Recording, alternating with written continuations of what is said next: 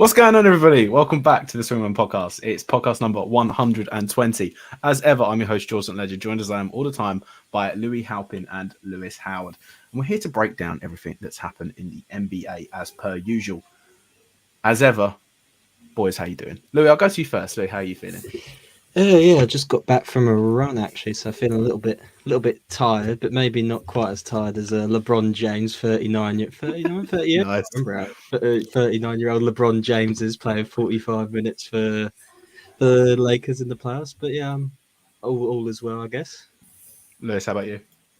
Yeah, not bad. We obviously haven't done one of these since the actual playoffs has started. So there's been some absolute bangers that we need to get into, especially from one of your favourites, George. So There definitely has been, and in fact, what we'll do actually, we'll jump into that right now. I did get this set up properly, so we'll move that now. So now we're all locked and loading as we should be.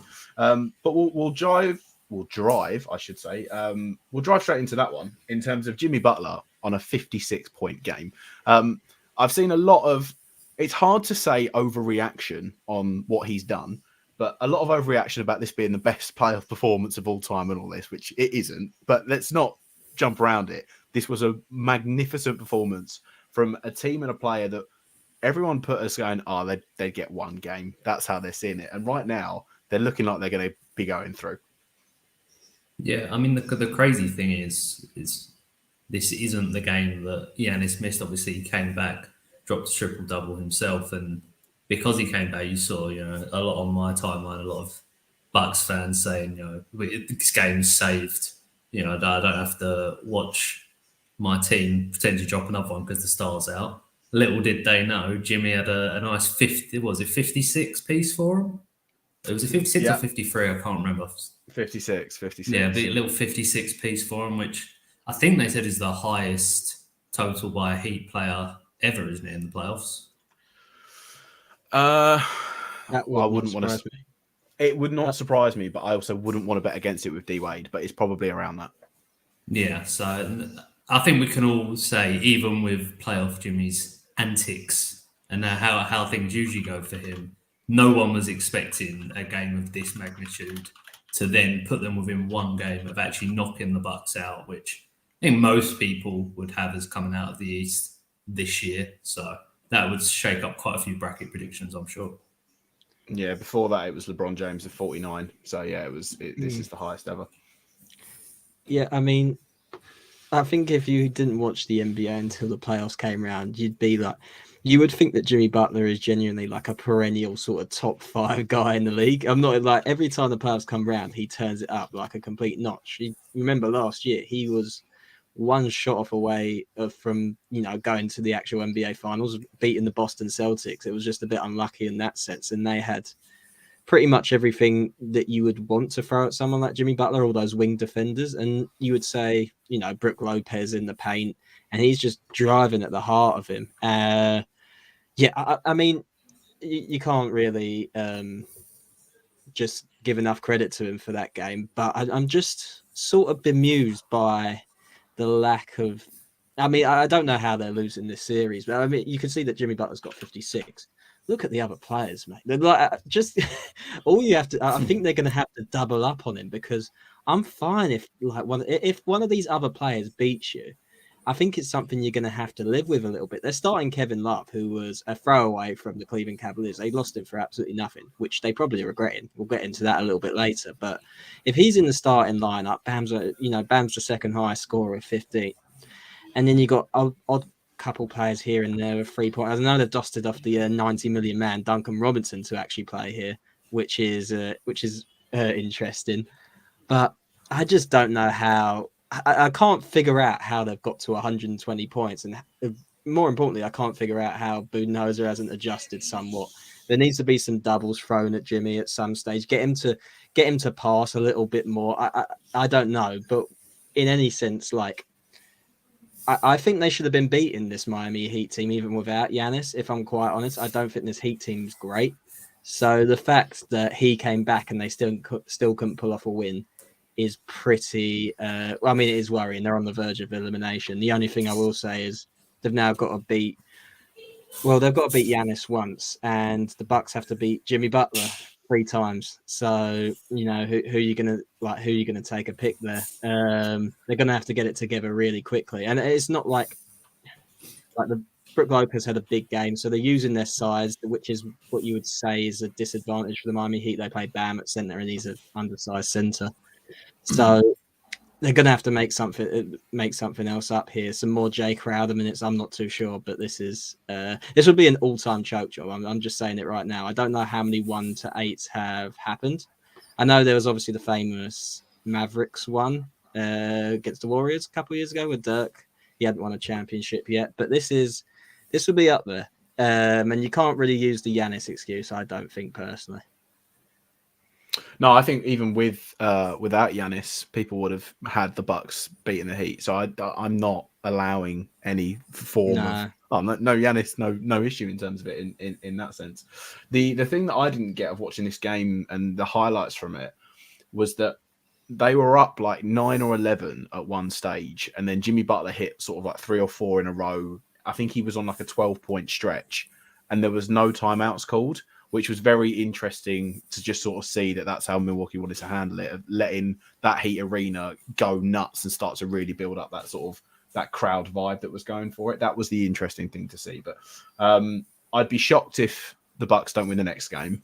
And that's then when you then have to focus on it for the next one. That's going to be the crunch game, because whoever wins that next one would ultimately, I'd probably say, go on to end up winning the whole thing. That's how in my head it will play out. I know it's 3-1 and there's more games to be played than that, but that's how I would see it. Duncan Robinson getting half an hour was an interesting one after the premise of not playing pretty much the entirety of the regular season. This is another thing we haven't even discussed. They don't have Tyler Hero, who is probably the second highest volume scorer. Oladipo obviously got injured as well. I know he wasn't playing too many minutes for him, but he was getting something at the very least. This team is it's not a good team. Haywood Highsmith's playing 15 minutes. Haywood Highsmith's playing 15 minutes in a playoff game. So there's no room for sort of Giannis not being there predicaments is what I'm going to say. I mean, Lewis, what's your feelings on this game?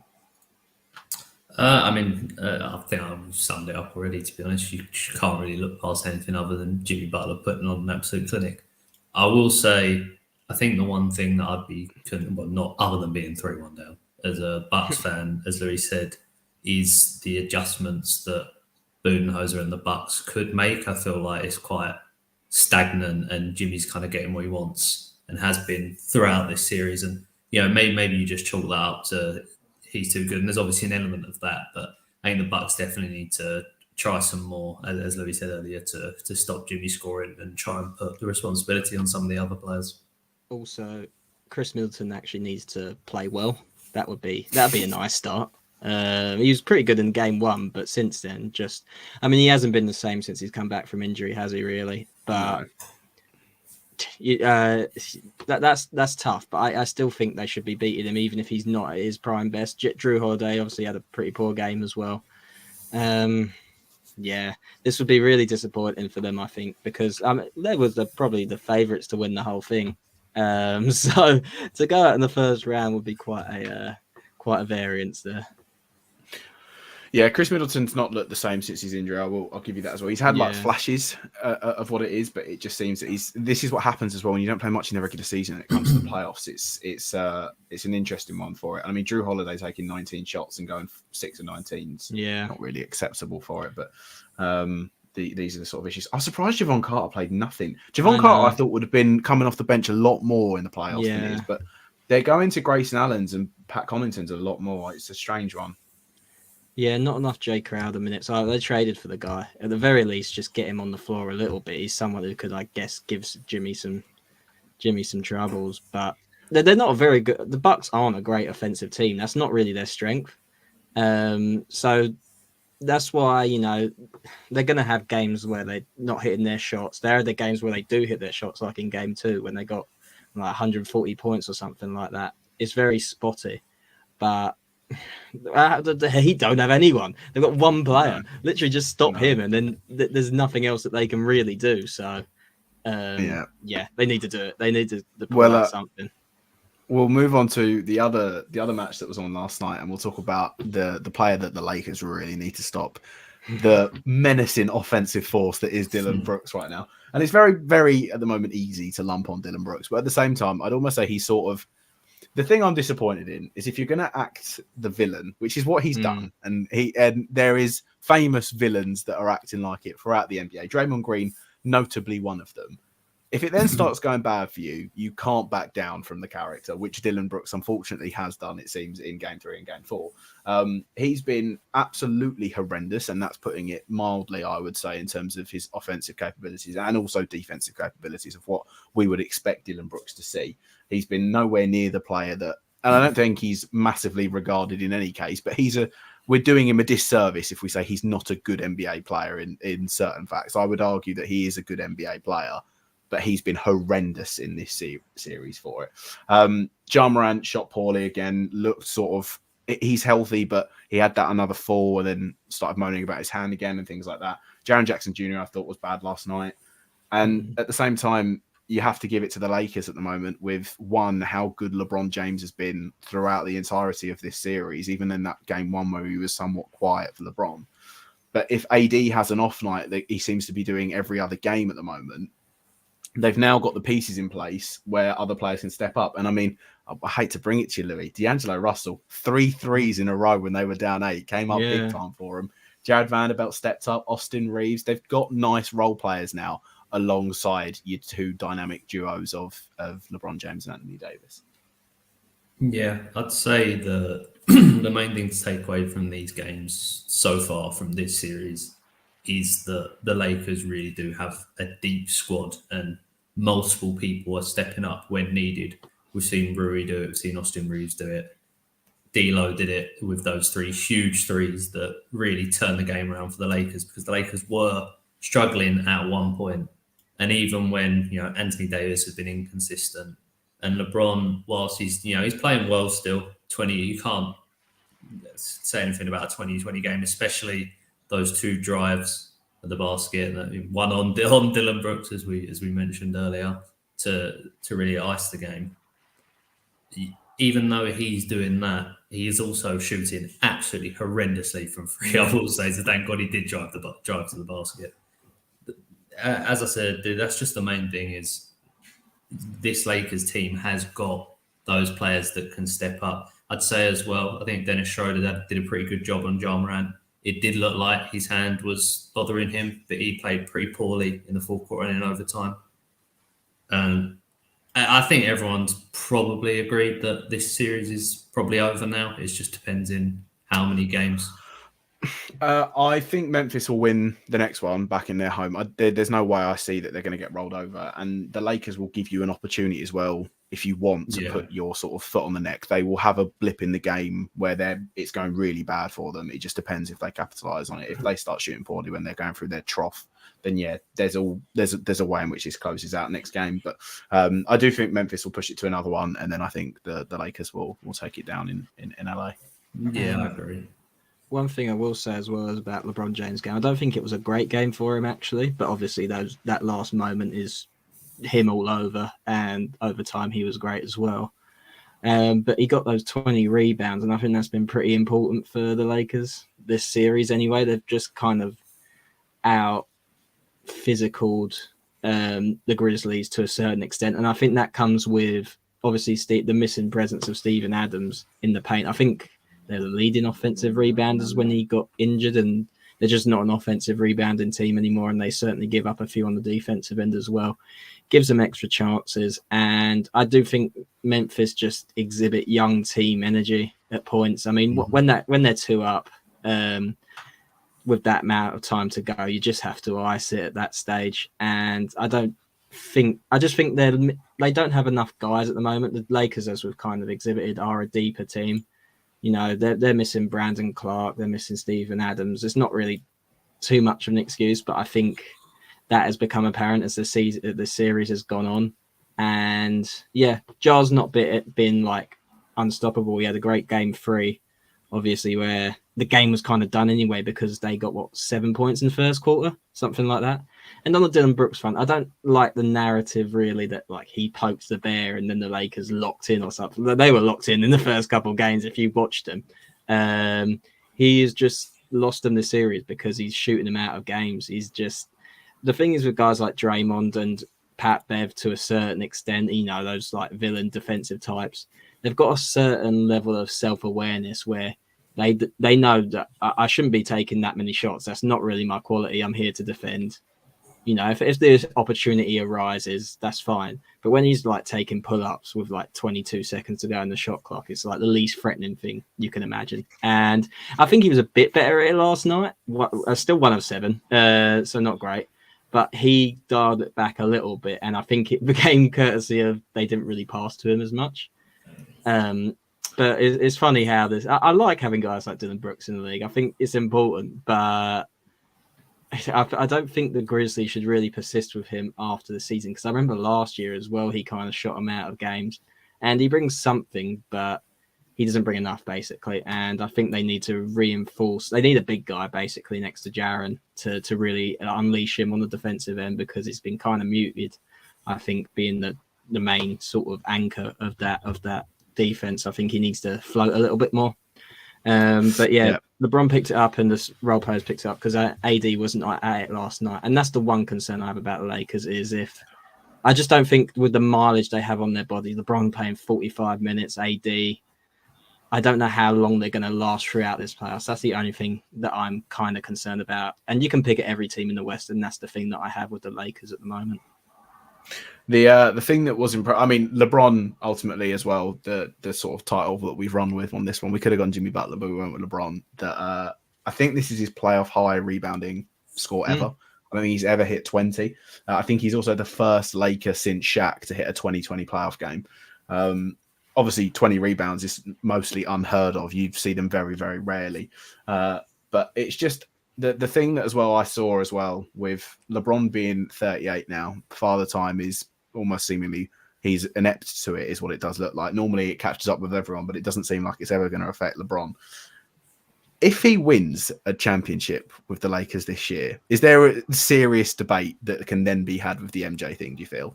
I actually don't think a championship now really changes the argument too much, because at the end of the day, he's obviously been to more finals than MJ. He still will have, lost way more finals than MJ and won less. So I think at this point, it's just you weigh up who you want, who you think is better. Is totally fine. I think it's, for me personally, if someone did say, I'd personally say MJ, but if people did say LeBron, I'd say fair enough. That's your opinion. There's a lot of reasons you can say why he is. I don't agree with them, but I think he's number 2, so it's hardly a slight on him. It's literally because of how bad the Lakers were this year, how written off I'd say they were. Granted, they then made the trades which changed people's opinions, but if he won a chip this year, it's pretty mind blowing to think of it in that manner.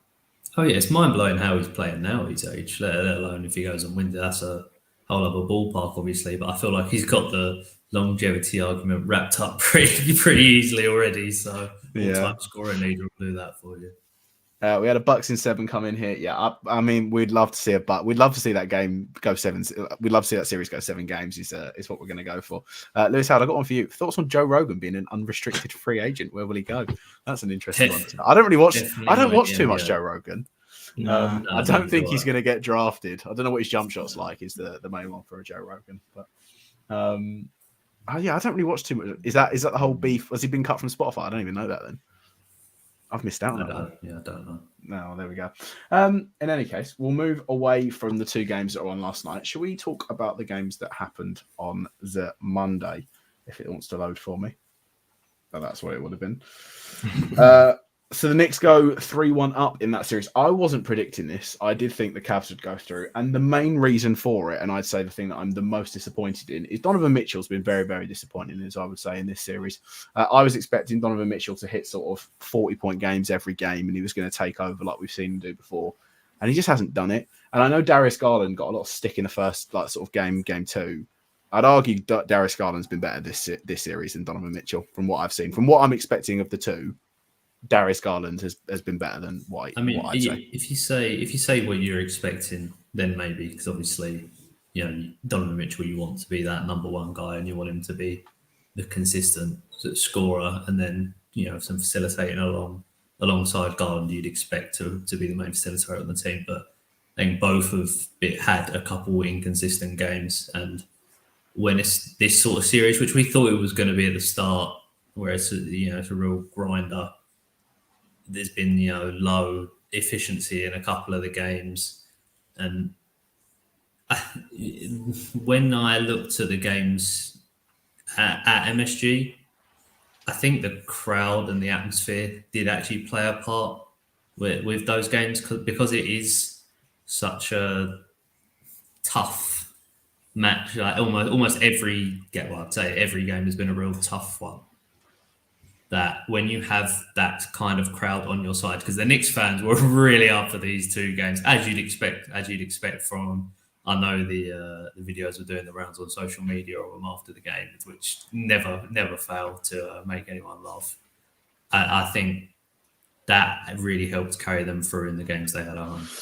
I wouldn't even say they've been funny this year, the videos. It's just more of they just have like a really passionate fan base and that sort of thing. Oh, no, they have been funny.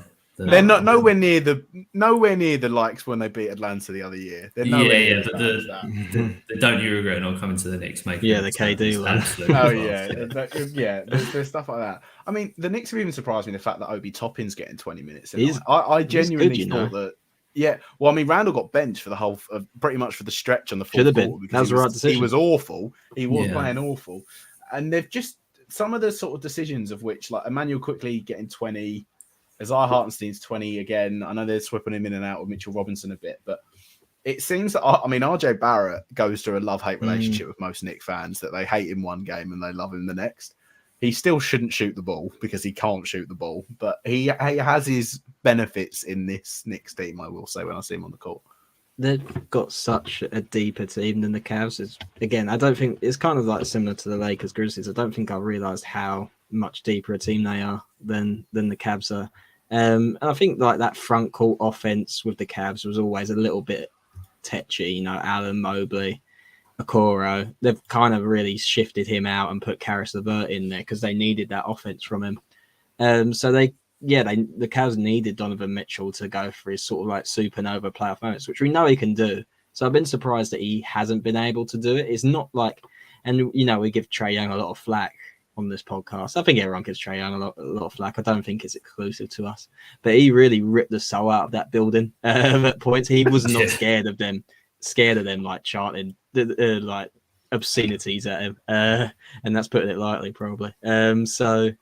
And Donovan Mitchell just hasn't brought that same type of energy, which is surprising considering that he's from New York. They wanted to trade for him, they didn't. You'd think, that's a little bit of extra edge. Doesn't seem to have it with him. I just think they need to regroup basically and get more depth in this roster, particularly in that small forward position. Maybe even like some backup bigs at the very least, just so that you can swap out a little bit, because Mobley is just not developed defensively whatsoever. And yeah, it's a really big moment for the Knicks, obviously going through to the second round. But Jalen Brunson, as we said last week, he is him. He's that's he's annoying to watch play as well. That's another thing added to it. But Josh Hart is also quality. Probably the second most important trade at the trade deadline when you think about it, after KD, of course. He's been so important to that team and he fits it just perfectly. And him and Brunson obviously have that chemistry from college. The fact if the Heat go through, so it'd be Heat Knicks next round, which that's going to be an absolute rock fight between those two. And Jimmy Butler is kind of the perfect guy to go to MSG, actually. But then the Knicks were probably thinking they probably want the Heat over the Bucks, you would say, just because 100%, yeah. And I still think the Celtics are going through over the Sixers in the other one. So then you're looking at Celtic Knicks Eastern Conference Finals, and you know what the Knicks have done every single time they played the Celtics this season. Yeah. They've absolutely battered them. So a Knicks Finals run on the card, that would be quite fun. Well, I saw one of the guys that from Sorry, he retweeted something, and the Knicks are currently on like the Vegas sports books. The Knicks are currently got the second highest percentage rate to win the NBA or get to the NBA finals, I'd say, because they're at 15%. I think the Nuggets were at 40%, and then the Knicks were at 15, the Heat were at 14, and someone else. And granted, it's because they played another game, but it's still nuts to hear the Knicks are the second highest team that's currently rated to get to an NBA conference finals. Yeah, I mean, the issue with the Celtics Sixers series that is potentially on the cards. There's still another game to go. The Hawks could bring it back. I don't think they will. The issue with that one is fully on Embiid and how bad his knee sprain is, which just seems to be the issue every year with the Sixers, that they can't go a playoff run without Embiid picking up some form of injury. If he's out for sort of game 1 and game 2, then it's going to be very, very tough for the Sixers to have any fighting chance of it. Because I think it would be a good... I can't see no one sweeping that series. It's either going 5, 6, or 7. So that series will be really good to watch. And obviously you want everyone healthy for it in any case. But I can't lie. I've not been necessarily overly impressed with Jaylen Brown or Jason Tatum in the Celtics playoff run at the moment. I've been more impressed with the sort of depth that they've held. Marcus Smart has played well in every game near on. Malcolm Brogdon has too. So has Derek White. And so has Robert Williams on the limited minutes that he's had, because they're swapping him in and out of Al Horford. But Brown more so than Tatum. Jaylen Brown's really just not sort of hit it yet for me, is the only thing I'll say for it. But that's where we go. I mean, we'll talk about this series that whilst we're on it now. So there's one game left potentially in it. Would we all say that we expect the Celtics to wrap this one up next game? I don't see this going beyond a 5-game series. DeJounte Murray is also suspended for the next game, which is quite an important fact, I guess, because when Trae Young's not on the court and DeJounte Murray's on the court and he's their primary point guard, they do look a lot better. And I know the game they won, Trae went big. There is, I think we got to give him credit because he's obviously a special offensive player. I think it just, with the baggage that he comes with and the fact that you have to build around him, that's where the problems lie. But they were hitting all their shots the other night. It was looking pretty great. And yeah, I do tend to agree with you. I haven't been too impressed by Tatum or Brown. It gives me similar vibes to watching the Timberwolves Nuggets, though, where I don't think they're going quite full gas because they kind of know that they've got these. It is the playoffs, so obviously I'm not saying they're easing it in or anything like that, but I don't think they've been like Jokic hasn't had really big nights against the Timberwolves bar last game. So I'm not too worried about that. I think the Celtics kind of easily deal with the Sixers, if I'm quite honest. That's just my opinion. I wasn't that impressed with the Sixers against the Nets, and I know they swept them, but the Nets aren't probably the worst team in the playoffs. I like that they weren't good at all, and Embiid wasn't good, and he's now, as you know, comes around like Christmas. Embiid wasn't good primarily because they were literally double or triple teaming him at points and playing physical bully ball on him. So then the other guys, but he was also just really bad in game 3, and he falls over. So it's just really quite. I mean, we don't have flopping. That's just throughout the flopping. The flopping is what the NBA is. Yeah, I know Embiid's one of the big culprits for it, along with Chuck Luka in there as well. He obviously flops quite a bit, but it's just the nature of the game at the moment. So I'm not going to hold it against him. He's exploiting the rules to the fullest, like every other NBA player does. So. He's a different level because he is 7'3" as well. But in the case, we're talking about the Celtics now. So, but I think the series is over. I would say that even if Embiid was healthy, I'd still pick the Celtics. I don't think they'd handle them easily, like you said, but I'd still go for them.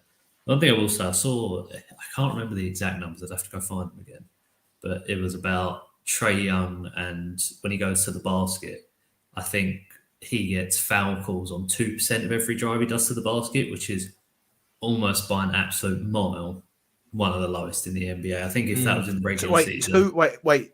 Of all the ones he does, I thought you said the other way around. Then only 2% of the times he gets there, he gets a foul call. Yeah, not 2%. He doesn't. Basket. Oh right. No, only 2% he does. That's mad. I think if that was in the regular season, out of 190 players that had like a certain number of attempts of going to the basket, he would have been 185th on foul calls. And obviously, you have to take that into context because you don't know how many people are, taking the contact or trying to shy away from it. But you'd think that's a bit of an outlier, and he should be getting some more calls there. Whether that had saved the Hawks, I don't think it would save them myself when the Celtics would pull through. And I do kind of agree with Louis that I think maybe it's unfair to say they're holding back, but you can tell, and I think this is the case with the Nuggets, as Louis said as well, that they know that they are the better team. And I think when you go in with that mindset, it's dangerous in some cases, especially against better teams than the ones they're coming up against. But they take their foot off the gas quite a lot throughout the game. Yeah, I mean, this is the one issue for what I've said, but for me, it's all dependent on Joel Embiid coming back, and then that's what will make that series a series. Obviously, we've seen the Celtics before win games as well that you think that they would win, and then they don't end up doing it. It's the same with the Sixers, but that as a series is what everyone would want to see. So hopefully that game, I need them on a so rare perspective. I need them to win this next game and get into the Sixers on the 27th, I believe they would then play. But I'm not too sure in and around it. Imagine not building your whole solo gallery around Bucks players and your whole gallery halving in price. Yeah, that isn't ideal if you did invest heavily in the Bucks and then they get gentlemen swept by the Heat. We'll talk about the Warriors Kings now. 2-2. Kings could have won that game. They absolutely fumbled the bag, and more importantly, Harrison Barnes fumbled the bag. Looks like he's still on the Warriors payroll for missing that open three. Even Steph contested three is an open three, pretty much. Look, it's looking rough. It's looking rough for the Kings now, primarily on the fact that De'Aaron Fox is now done. I don't know if he's officially out, but he's got a fractured finger, and I mean, if that's the case, you can pad it up all you want, but he's not going to be able to play at his optimum level. Do we see any hope here still for the Kings, or is this sort of how many now do the Warriors finish this series off in? I mean, I think, as you say, you talked about Embiid in the last segment. This is all on De'Aaron Fox's finger, because if he misses all the games, then I'd obviously expect the Warriors to be able to see this through. Hopefully, he can pay through the pain, but we don't know. This is the end of the day. We just don't know. Hopefully, he's back. If he is, then you can see it going 7. If not, you'd think the Warriors have probably got this now. I will say Sabonis has been pretty underwhelming in this series. I know quite a lot of discussion's been said about his bag and his post moves, and comparing him to someone like a Jokic and saying this guy's just leaning in with his shoulder and trying to batter his way to the rim, as opposed to trying to pull off some other things.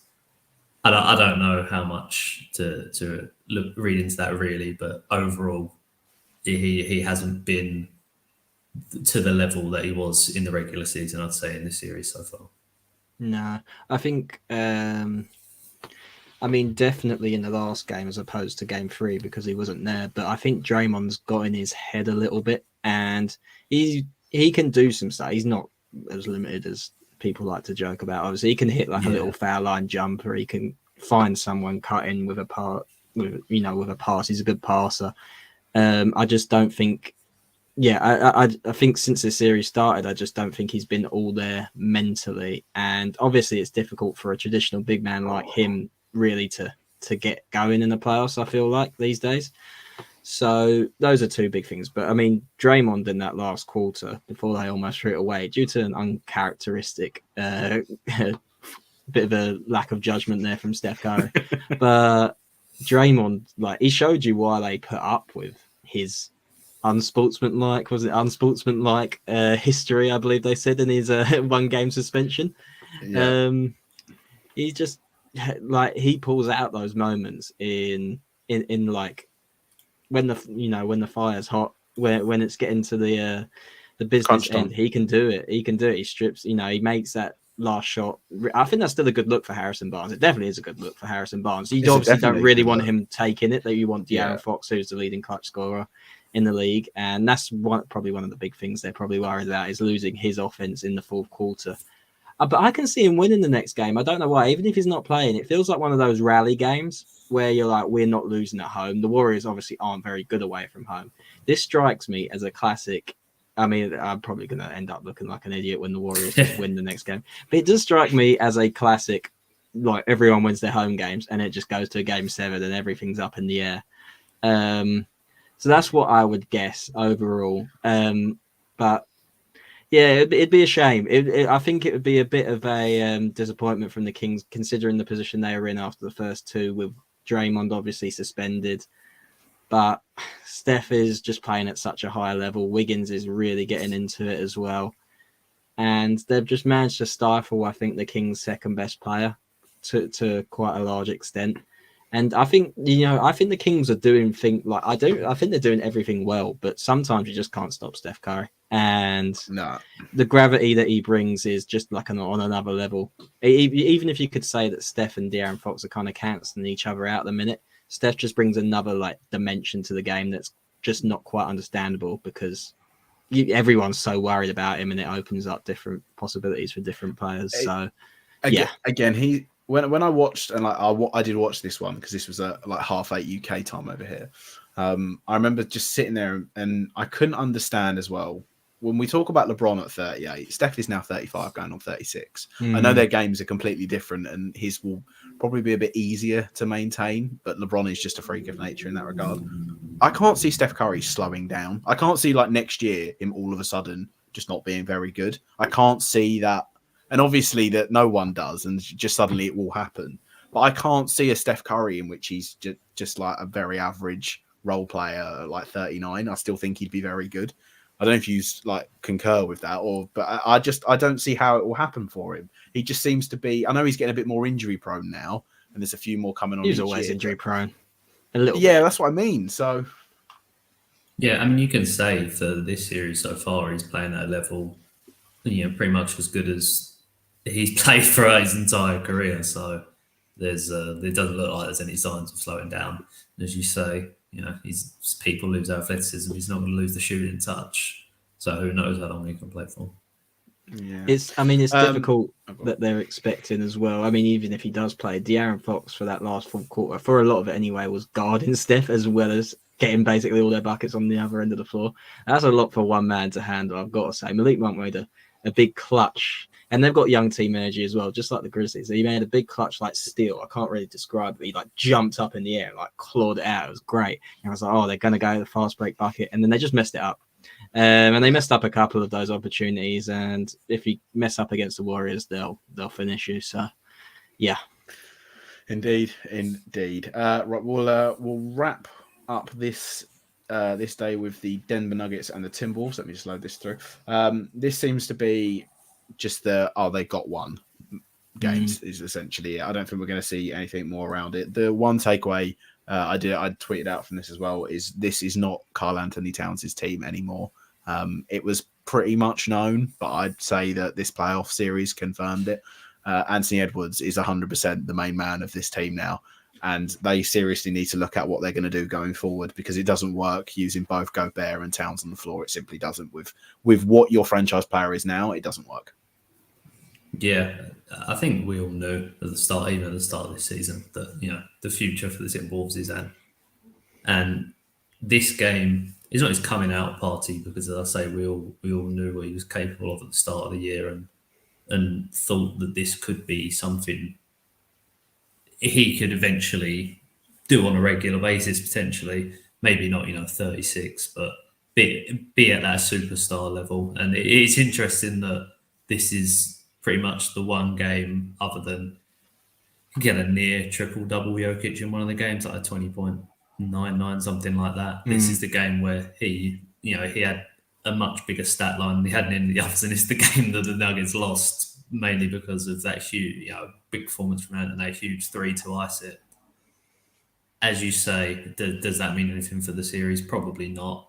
I'd expect Denver to get this done in the next game, but it does show you not even just a glimpse of what you should expect to come from Anthony Edwards, because he's such a good player, great athleticism, he's shooting so efficiently that the sky is the limit for this guy.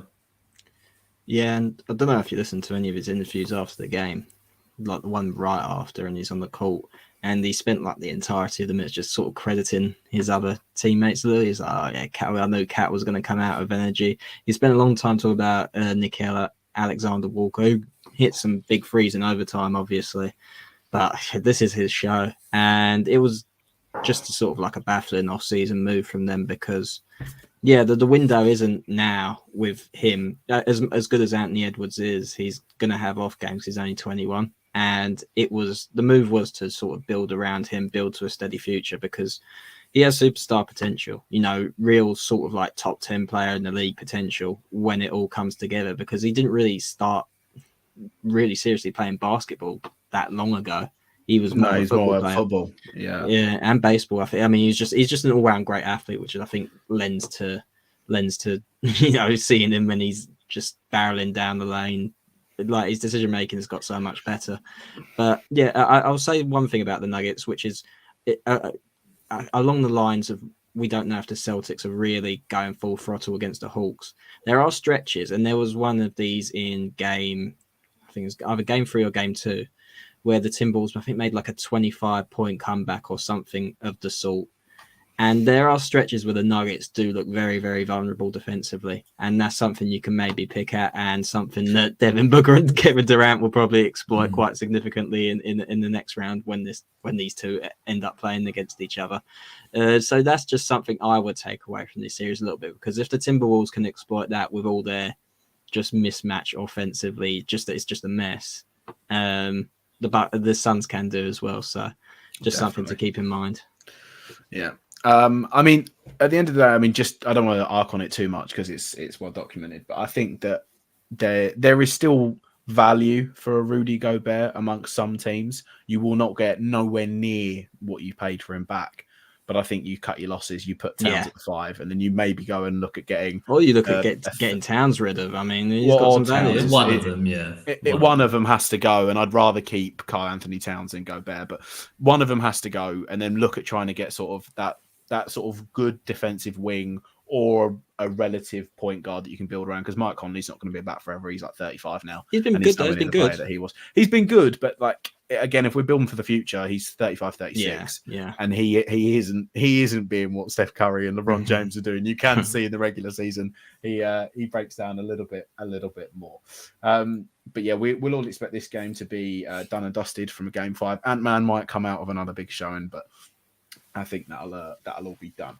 In terms of any other games that we haven't spoken about, I think we've covered it all since we last spoke, right? Or Suns Clips.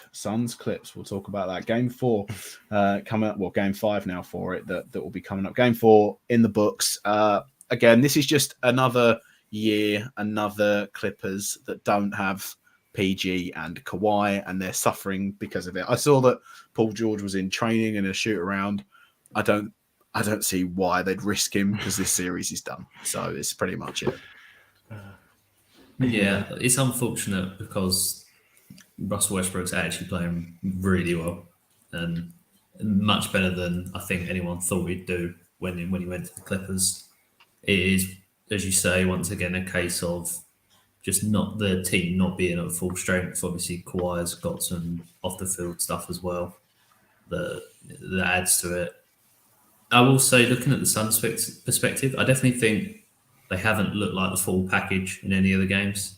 Even if Devin Booker's looking like he can just go off at any point, I will say that's probably the one main point. KD's been KD, but as a collective unit, I think you'd look at the Suns and still think they're not at the level that we think they can be at, which is potential title winners. So it'll be interesting to see. As you say, we thought the Denver series is probably done. This series is probably done now. That will be the real test for both teams in that conference semis, and we might be able to really see then which one of them will be able to push on and potentially get to the finals. We'll also see what happens with the other side of it. Will the Warriors and Steph keep up that level? Will they meet the Lakers? Steph and LeBron meeting again in the playoffs would be a spectacle. But I'd still expect the team to come out of the West to be on this side, be it the Suns or the Nuggets. So that'll be probably the game in the next round, along with the Sixers Celtics that I'll keep the closest eye on. Yeah, it's just so disappointing that I think this series had potential to be maybe the best out of all of them, if even just Kawhi was there, because he was probably, for those first two games, I'd say the best player in the playoffs at that point anyway. I think like 30 plus in each, and he was just looking like himself. But he just can't do it anymore, can he? Like he can't maintain it for that intensity for that long. And everyone would do that trade for Paul George at that time to get Kawhi. Obviously, I think there does maybe have to be a bit more questions raised about why they gave him that big extent, Kawhi, particularly that big extension last year, because they've had a couple of years of this and they knew what type of state that knee was in. And obviously he's going through some off the court issues as well. It's it's just disappointing because I think this had potential to be a really, really close series, even with just Kawhi. If Paul George was here, I think they might have actually taken them out at this stage because the Suns have 3.5 players. I'll let you decide who the half player is, and it's DeAndre Ayton. Because sometimes he's all right, sometimes he's just absolutely woeful. Chris Paul has been quite good last couple of games, obviously in spurts, because I was about Steph, I was about Mike Conley, LeBron, he's getting on a bit, and Devin Booker and KD are having to play 45 minutes to beat the Clippers, who have not got Paul George and who do not have Kawhi Leonard. They're not deep enough. They've got no players outside of them. Trey, is it Trey Lyles? That has been Torrey Craig. Sorry, not Trey Lyles. Yeah, Torrey Craig has been really quite important in this series for the Suns, which says it all, quite frankly, because those guys they're coming off the bench. Shamet can't hit a shot. I think he hasn't hit a shot for like 5 years now. And it's just a Kogi. I've watched him a couple. He's a very limited player. It's just not got enough in it, and we know why it's not got enough in it because I had to trade so much for KD. But I just think playing KD that amount of minutes to get over the line against the Clippers without Kawhi and Paul George is pretty concerning, and he's liable to break down. He really is. He is. So that would be a concern for me because I think the Nuggets present a different issue. Obviously, we've talked about Ayton versus Jokic. That's just an absolute wash. He's not going to be able to deal with him whatsoever. And Jamal Murray's been going off in some of these games. I think he gives... Who's guarding Jamal Murray on the Suns? That's the issue. Is it Booker? It's got to be, isn't it? You see Norman Powell and Westbrook. They've obviously found some great success in some of the games. Well, I say in some of the games, Norman Powell, no one go bridge on 42. But if they're able to do that, Jamal Murray should be able to, in at least a decent amount of the games in the series, if it comes to it. As I say, they're not done yet, but they should be done. I just think he should be able to be in his bag as well. I think they're just going to get outlasted by teams, and I think they're going to get just defensively exploited as it goes on. So that's just my opinion. I wasn't really high on them coming into the playoffs, but it was for different reasons. It was more like, I don't know how these players can fit together. But now I look at it and I just don't think that team overall is quite good enough, and they need to fill it out a little bit more. They could have kept Cam Johnson. They could have tried, I think, just add a couple extra picks because even just that one player could help a little bit. Like their best defensive players, KD.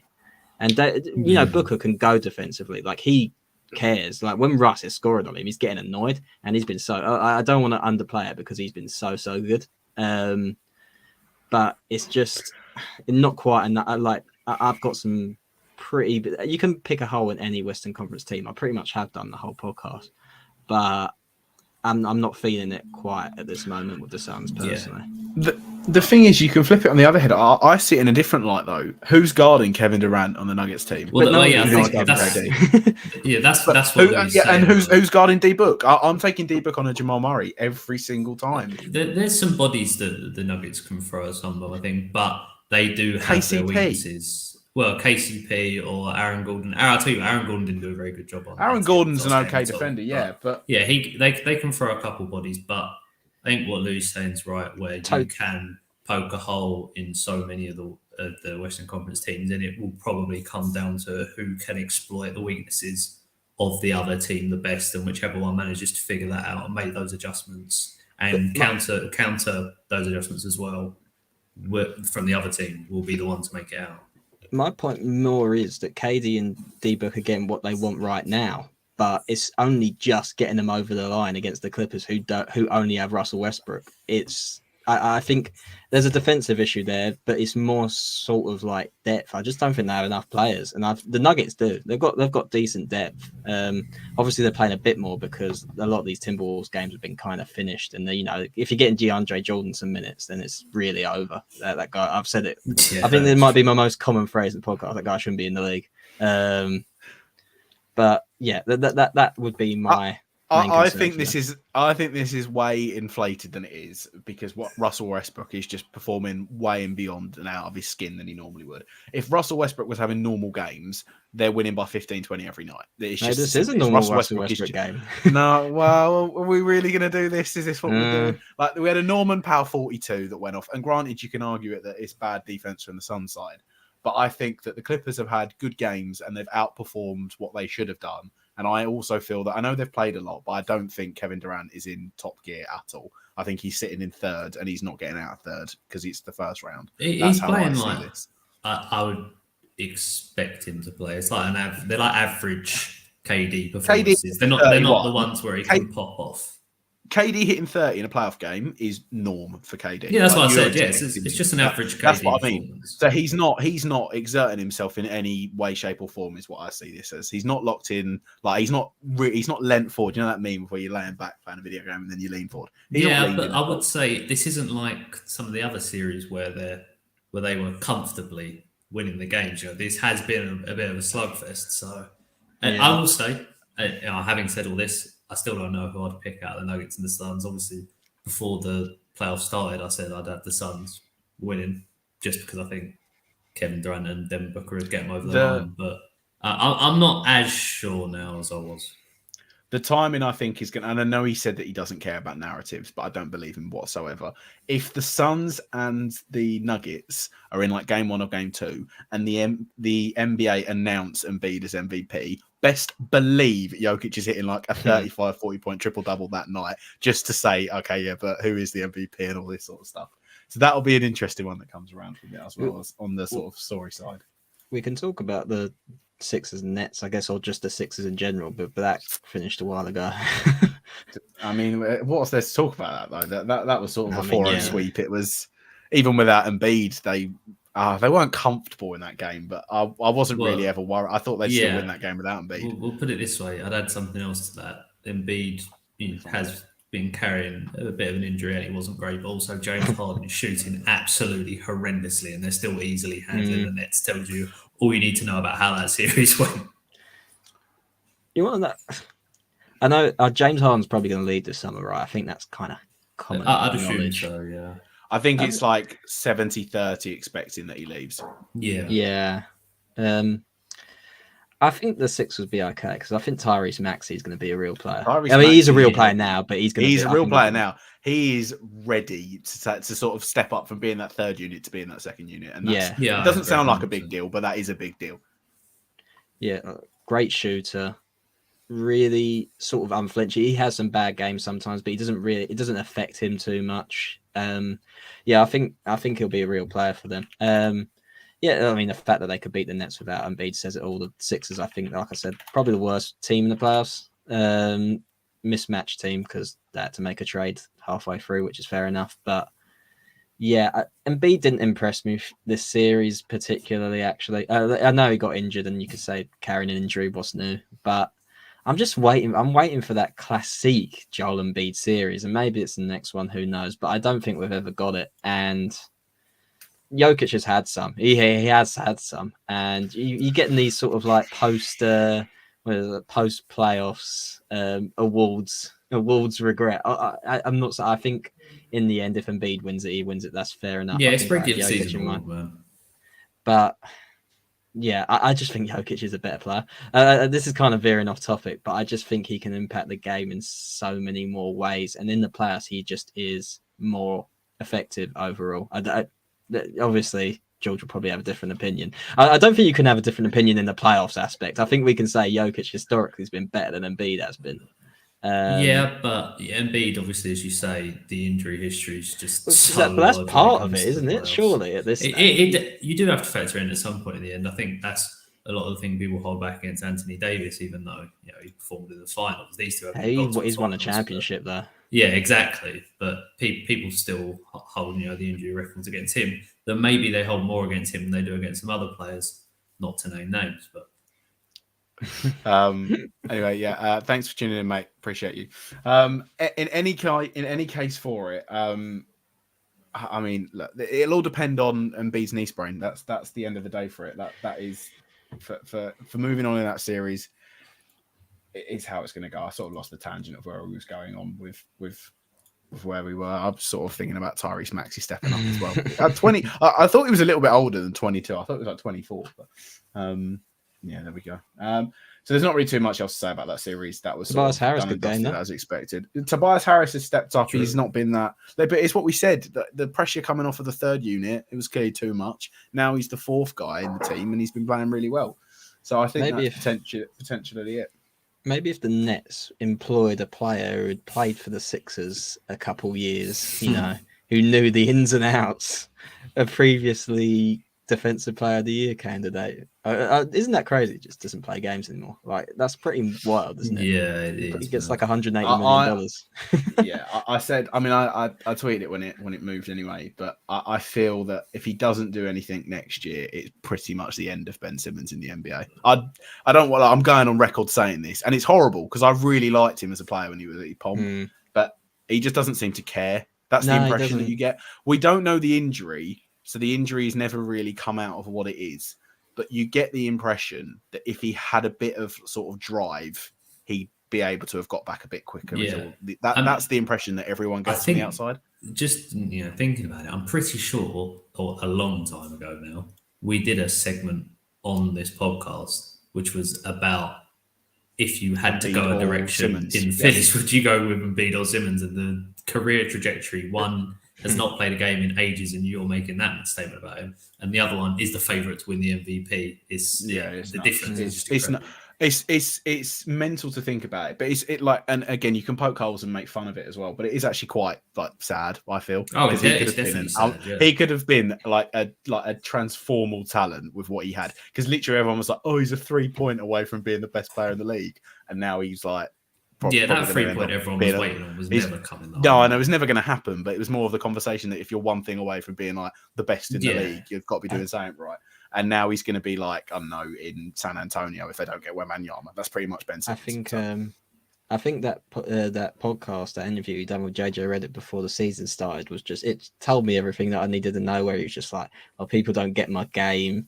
It was just sort of shirking any sort of responsibility in terms of developing or improving in himself, and that told me I don't think he really likes being a basketball player very much. I don't think he likes the pressure of it. I think he enjoys obviously the lifestyle. If you follow him on Instagram, I think it was the first day of the playoffs, he just took a picture of like his sort of like rooftop balcony, which he had a nice little corner sofa. It was a terrible view, I will say that. It was all grey and everything. It wasn't looking like a nice day in Brooklyn, which I found quite funny, but it just doesn't play, it's the first game of the playoffs. He just posted that. I found it quite funny. Just doesn't really.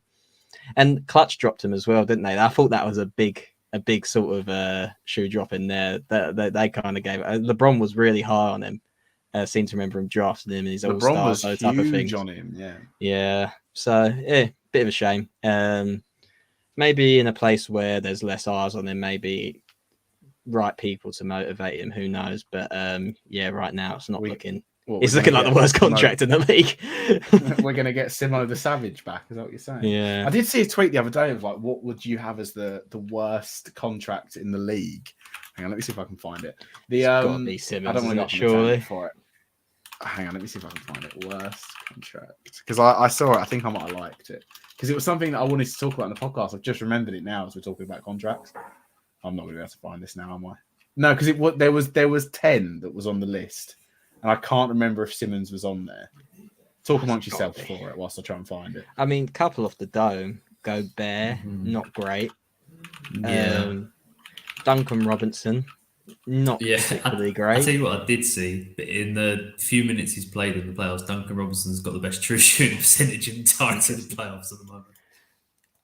I may throw a controversial one out here. I think Jordan Poole's that is kicking in next year. Not great. I don't know.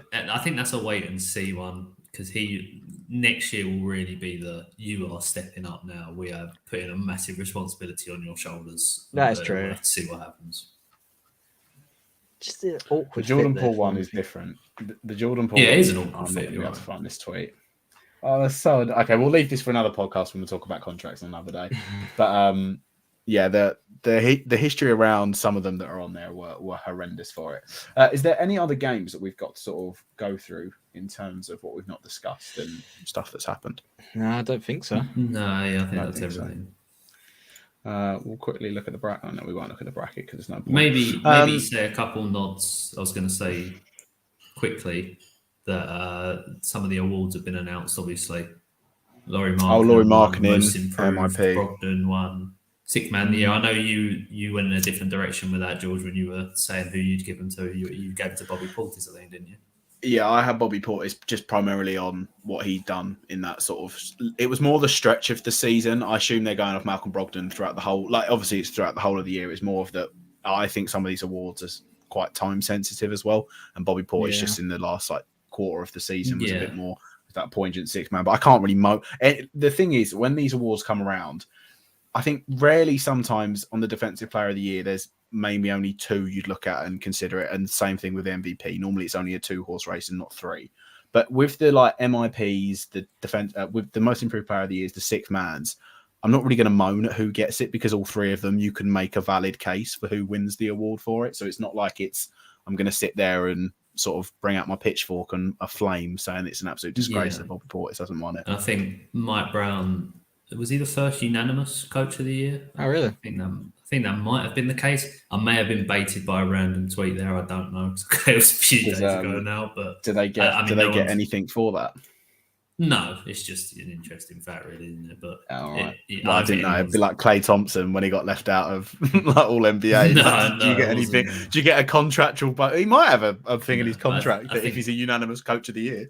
You were talking about controversial picks. I think that's probably the least controversial pick for quite a while. Mike Brown winning coach of the year. Indeed it is. I don't really think there's anything too much else to necessarily go through. Apart from I'm gonna just rant, and I know you two don't massively play so rare, but I am gonna flex that I'm 25th just because I've got it right here in the whole world. But yeah, in any case, I think that's where we can wrap this one up. Have you got anything else that you want to say, Louis? I know Louis, you wanted to arc back to those awards quickly. No, nothing from me. Nothing from you. Right, we will end that one there then. Thank you very much for tuning in. If you're live and you caught us live, thank you. Hit the like button, hit the subscribe button if you're watching this on YouTube or if you're watching this on our Twitter. If you didn't catch us live, what are you doing? Get on to the YouTube for the live channel. If you are watching this on repeat or on audio through Spotify, through Google Podcasts, through any of the podcasting shows, leave us a review, hit the follow button, as it would help us out more than you can possibly imagine. For Louis Halpin, for Lewis Howard, and for myself, Jordan Ledger, thank you for watching, and we will catch you all soon. Peace.